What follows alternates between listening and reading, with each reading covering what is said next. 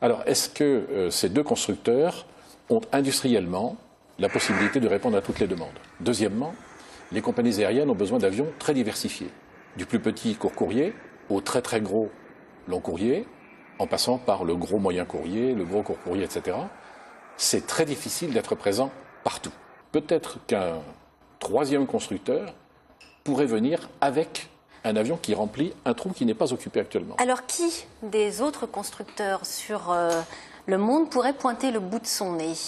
Alors, on ne peut pas démarrer de rien, il faut regarder les constructeurs qui ont déjà de l'expérience. Ouais. On peut dire que ceux qui ont véritablement de l'expérience sont deux.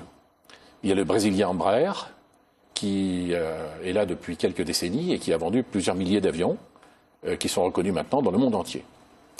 De même, le Canadien, Bombardier. Ce sont les deux principaux concurrents d'ATR aujourd'hui. Voilà, ce sont les deux principaux concurrents d'ATR, mais ils font plus qu'ATR, c'est-à-dire qu'ils créent des avions aux alentours de 100 places. Donc ils veulent développer des versions un peu plus grosses.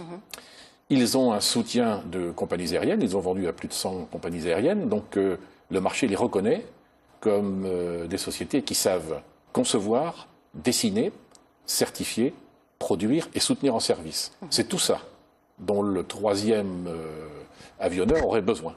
Alors il y en a un autre qui n'a pas tout ça, mais qui a la volonté et la puissance potentielle. Il nous vient du continent asiatique, évidemment. C'est évidemment la Chine. C'est Comac. La Chine qui a utilisé les promesses de son marché pour attirer aussi bien Airbus que Boeing à lancer des programmes en coopération. Mais d'ailleurs, Bombardier Canada et Embraer Brésil ont aussi des coproductions localement en Chine.